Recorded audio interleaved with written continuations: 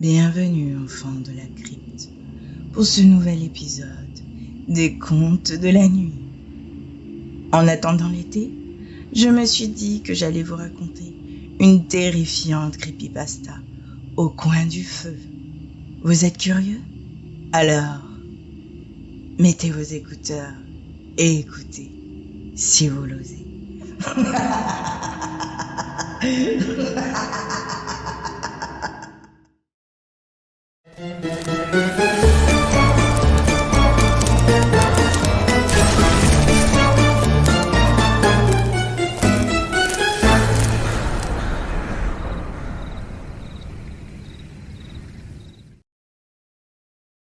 Le camp de vacances. Tu aimes les histoires au coin du feu? Plus précisément, les histoires d'horreur. Ces histoires que l'on se raconte entre amis pour se faire peur. Alors, approche-toi et écoute attentivement cette histoire, car je suis sûre qu'elle va te plaire. Il y a bien longtemps, une jeune fille prénommée Amanda, âgée de 16 ans à l'époque de cette histoire, partie dans un camp de vacances. Pour elle, qui n'avait pas forcément d'amis, dû à son côté excentrique, c'était peut-être une chance justement pour elle de se faire enfin des amis. C'était sa mère qui, pour le bien de Amanda, avait décidé de l'inscrire à ce camp, peinée de la voir toujours enfermée dans sa chambre, sans parler à aucune personne de son âge. De plus, à l'école, elle était la cible de nombreuses railleries, dues à sa différence. Elle s'habillait d'une façon qui pouvait faire peur, assez macabre en soi. Cela ne voulait pas forcément dire qu'elle n'était pas sympathique ou ne méritait pas d'être connue. Seulement, les gens ne comprenaient pas sa différence, ne comprenaient pas les hobbies qu'elle pouvait avoir à côté. Mais elle supportait tout ça, car Amanda était forte, mentalement, et que cela n'allait jamais trop loin malgré tout. Vu qu'elle faisait peur. Dans ce camp de vacances, pour ne pas attirer de la méchanceté envers elle, Amanda et sa mère décidèrent toutes deux qu'Amanda s'habillerait plus simplement. Elle n'y resterait qu'un mois après tout, donc cela ne gênait pas trop Amanda. Puis de toute façon, comme elle le disait, si par la suite elle se faisait des amis, ils aimeront sa personnalité et ne regarderont même plus le style de vêtements qu'elle peut porter. Non, ce n'était pas un mensonge, mais juste de la prévention pour elle. Alors, Amanda décida d'enlever son maquillage noir, ses habits de poupée gothique qu'elle aimait tant et ses bijoux, qui faisaient un peu sorcière, comme elle le disait si souvent. Elle troqua tout ça pour des t-shirts plus simplistes et des shorts plus passe-partout.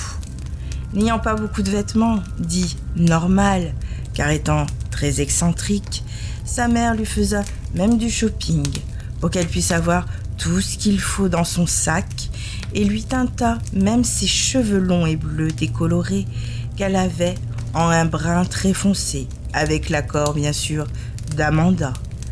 La veille de son départ, Amanda pensait au plus profond d'elle qu'en étant discrète, que tout se passerait au mieux pour elle. Elle fit son sac, emmena aussi ses bouquins qu'elle adorait tant et quelques autres petits trucs qui pourraient lui servir là-bas pour peut-être apporter de la chance auprès d'elle. Le lendemain, elle et sa mère se rendirent là où les enfants devaient prendre le bus qui les emmenait directement jusqu'au camp pour passer des vacances inoubliables.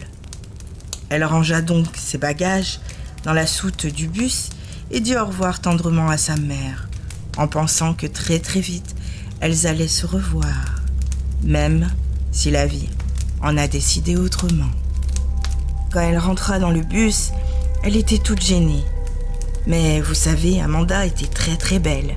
Alors, une des filles qui était dans le bus, qui était, la petite poupée parfaite, avec plein d'amis que l'on peut trouver à l'école, l'aperçut et lui fit signe de venir s'asseoir près d'elle, ce qu'elle fit timidement.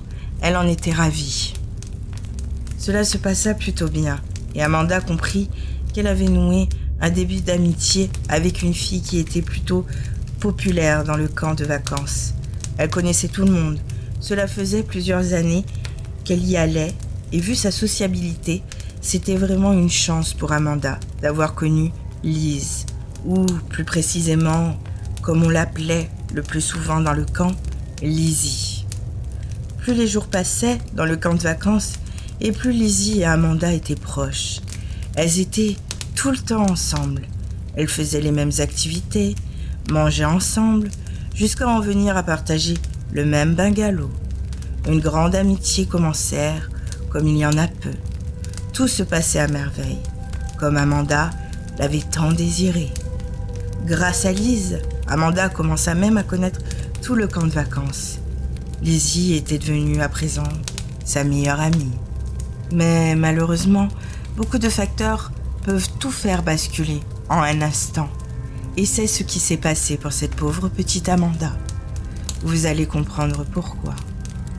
Une semaine avant la fin de ses merveilleuses vacances au camp, Lizzie vient voir Amanda en pleurs, lui expliquant que sa grand-mère venait de décéder et que sa mère viendrait la chercher d'ici 2 jours pour qu'elle assiste à l'enterrement.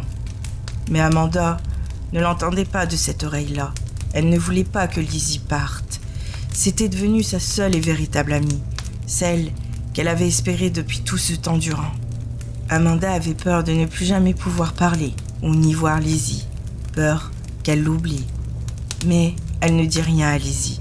Elle ne fit pas part de ses peines et de ses peurs, pensant que Lizzie avait bien assez de choses à régler, comme sa peine d'avoir perdu un être cher. Le soir venu, Amanda déballa dans son sac ces quelques petites choses qui pouvaient peut-être lui servir, qu'elle avait emmenées avec elle au camp. Elle les prit avec elle, et dormant dans le même dortoir que sa grande amie Lizzie, elle alla vers elle, elle coupa une des mèches de cheveux de Lizzie, qu'elle prit et mit dans sa poche, et prit le chemin de la forêt du camp pour se poser près d'un arbre, dessina un pentacle dans la terre, alluma quelques bougies, mit la mèche de cheveux de Lizzie au milieu du pentacle et commença à se tailler le bras avec un couteau. Oui, Amanda faisait de la sorcellerie. Voilà ses passe-temps assez spéciaux qu'elle entretenait. Elle lisait très souvent des gris noirs qui étaient à l'une de ses ancêtres, qui était, plus précisément, l'une des sorcières de Salem, et s'affairait à de nombreux rituels. Mais Amanda ne voulait en aucun cas nuire à Lizzie. Quand elle fit ça, elle voulait simplement redonner de la joie dans le cœur de Lizzie, et que même si elle partait, elles puissent rester toutes les deux meilleures amies pour la vie. Le seul petit problème, c'est que Lizzie, réveillée par la découpe de ses cheveux, suivit Amanda dans la forêt et vit toute la scène. Choquée par ce qu'elle faisait, la pensant certainement folle, ayant peur d'Amanda, elle se mit à courir aussi vite qu'elle le put. Amanda vit Lizzie à ce moment-là. Elle courut le plus vite possible pour la rattraper et elle réussit, la plaquant contre le sol. Elle essaya de lui expliquer tant bien que mal ce qu'elle faisait, mais Lizzie ne souhaitait en aucun cas l'écouter. Lizzie insultait Amanda et essayait tant bien que mal de se débattre. Elle n'y arrivait pas. Et dans un élan de colère, Amanda étouffa sa chère amie si tendre à son cœur. Elle la ramena près de l'arbre où elle avait commencé son sort et avec le couteau ouvrit le ventre de Lizzie, mangea sa chair et tout ce qui pouvait se trouver dans son corps. Fini, Amanda dit une seule phrase. Ego te adero, ede animam, tuam, ut mecum, maneasin perpetuum. Avant de se trancher la gorge. Le lendemain, au campement, les moniteurs, s'apercevant de la disparition des 2 jeunes filles, alertèrent tout le monde. De grandes recherches commencèrent dans le campement, mais ils ne les trouvèrent nulle part. Alors, ils décidèrent ensemble de s'enfoncer dans la forêt pour approfondir leurs recherches, pensant peut-être que les 2 filles étaient sorties pendant la nuit et s'étaient certainement perdues, ne retrouvant plus leur chemin. Peu de temps fallut au moniteur pour les retrouver. Là, près de l'arbre, l'une à côté de l'autre. La scène était horrible. Lizzie, à moitié dévorée, ses intestins pendant hors de son corps, avec le visage défiguré de morsures, et Amanda en parfait état, seulement avec la gorge tranchée, pleine de sang, couchée sur Lizzie au beau milieu du pentacle qu'Amanda avait soigneusement dessiné. Depuis, on l'appelle Amanda, la jeune fille à la gorge tranchée. Mais ce n'est pas tout. Depuis cela, il se dit que quiconque entendrait la véritable histoire de la jeune fille à la gorge tranchée, elle viendrait la hanter jusqu'à que la personne tombe dans la folie, tue elle aussi sa ou son meilleur ami, puis la fin serait tout aussi terrible. Une fois que la personne possédée aurait terminé, Amanda viendra ensuite prendre l'âme de la personne et la hanterait encore et toujours pour l'éternité. Si c'est vrai, vous vous demandez certainement pourquoi je suis encore là pour vous la conter. Eh bien, j'aime simplement faire entendre cette histoire, mon histoire, car Amanda c'est moi. Et maintenant, c'est toi que je vais posséder pour me venger. Ego te adero, eden animam tuam, ut mecum manias in perpetuum.